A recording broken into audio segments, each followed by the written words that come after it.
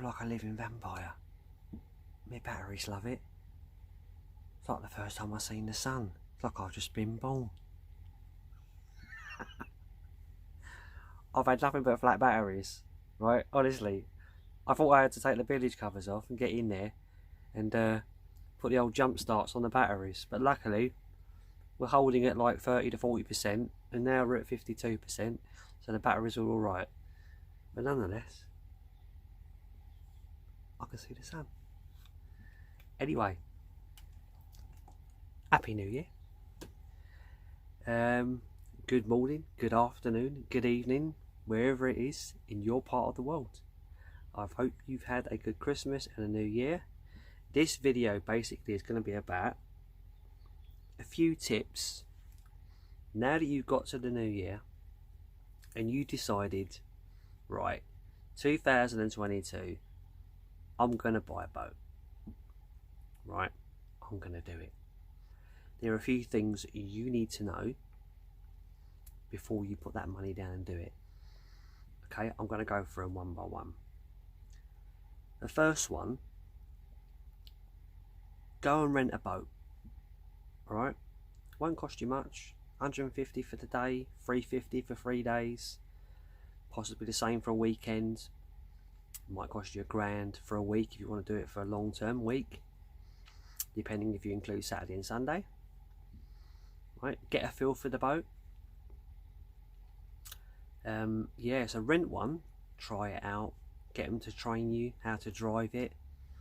You can do static rentals, or you can do rentals where you move them, but that will give you a really good feel for what it's like to sleep on a boat, the feeling of boats moving, boats passing, starting your fire, you know, the trouble you can go through trying to start a fire when you don't really know.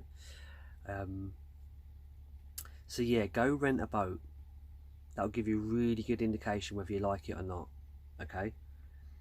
The second one I'm going to say is determine the size of the boat. Okay, the size of the boat is going to be everything compared to what you need to do to it maintenance wise.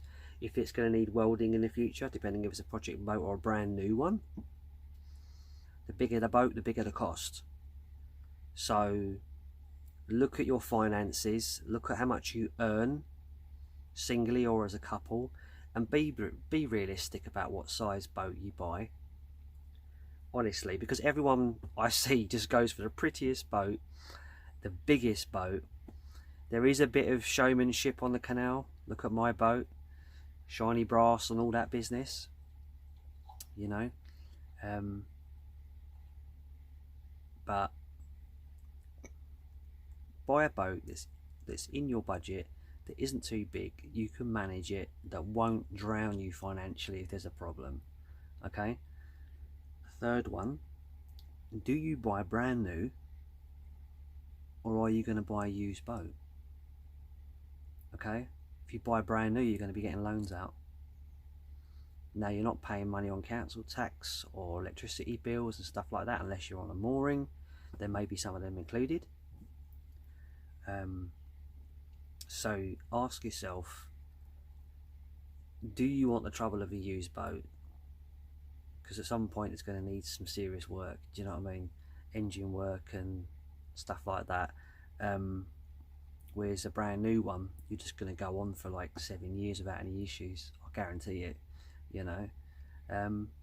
Right, when you do buy a boat, a used one, thoroughly check it. Get another boater to come with you, right? Or somebody who's like understands boats. Get them to come with you and check everything over and explain stuff to you. And that means getting the engine started, you know, checking the drain holes, checking for any issues with like welding and that. Make sure the deck is safe. Make sure that what's in the boat is what you want. Make sure the layout of the boat is what you're after, you know. But I thoroughly recommend you bring someone down who's either living on a boat or has been on one before, yeah, because they can tell you whether this boat is worth investing in or not. Choose the type of boats. There's different styles of narrowboats, some with big decks at the back, some with small ones, you know. There's various different builders, different styles, you know. The more fancy you go, the more money you're going to spend. Springers, cruiser sterns, you know. These are all different styles of boats with different hulls, and some people like springers, some people don't, you know. Like, it's welded down the center, 2 points meet at the bottom, and there's a possibility of scraping along the canal, although they do put strips across them.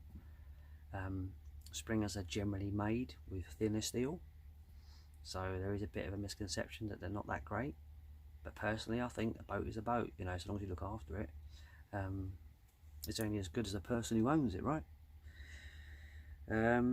Maintenance cost. Ask yourself, can you afford all these things, and can you be bothered to do them, right? It's going to cost you about £350 to £400 a year for your wood and coal, kindling and firelighters. Your diesel, filling up the tank, it's not cheap, 100 quid to 200 quid depending on how big your tank is, you know. Then there's the issue with diesel bug. You're going to need to get that sorted out. You get your tank drained, get it cleaned out properly. That's a few hundred quid, 400 quid probably. Every 3 years. Anodes, blacking, that's probably 200 quid if you do it yourself, up to 500 quid if you get them to do it in a yard. And then there's the cost of craning you out, 400 quid in and out, you know. So maintenance costs are something you need to consider if you're going to be living on it full time. Definitely, you know. Are you handy with DIY? Are you good with a grinder? Do you know what I mean? Because you're going to need to get out there and sort the paintwork out eventually. Can you fit solar panels? Are you good with sealant around windows? Can you take windows out and reseal them, put them back? Or are you going to be paying someone else to do it all the time? Cratch covers, they're very expensive. 700 quid for the front, 1.5 grand for the back, depending on how big you want it. If they tear, more money, you know. Might get into such a state you need to buy new ones. It's 2.5 grand, you know. So budget and be aware of how much you think it's going to cost you. Go and see somebody who actually lives on a boat. Go ask a normal boater in the summer when people are out and about. Go ask them, say, how much does it cost to live on a boat, roughly? I'm not being intrusive, but I'm thinking about buying one. Most boaters are quite friendly, they'll tell you.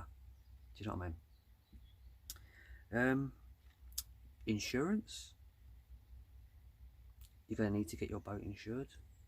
You can go for zero comp, but if you have a problem,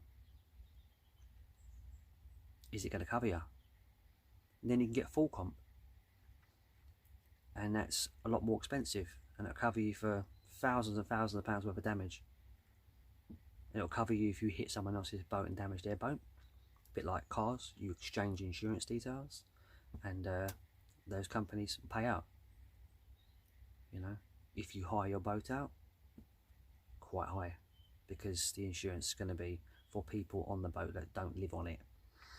So yeah, and the last thing I'm going to say is go down the pub, right, have a few drinks, talk it over, alright, thoroughly talk it over,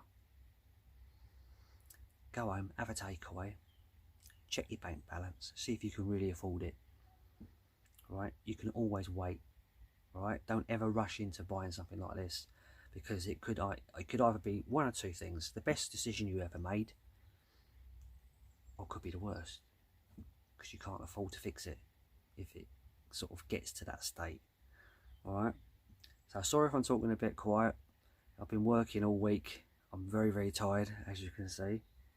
So I hope that helps. If you have any questions, leave a comment down below. Like, subscribe, as usual, with all the other jizzy wazzy that you do. And I'd like to thank you all for getting me to 100 subscribers. Right, I said I was trying to get there before Christmas, I think it was. And Now it's the new year. I'm at 101 subscribers. So I want to thank you personally for subscribing, all of you actually, and getting me to 100. Thank you very much. Alright, leave your comments. I'll answer every one of them. Okay, see you on the next one. Bye bye.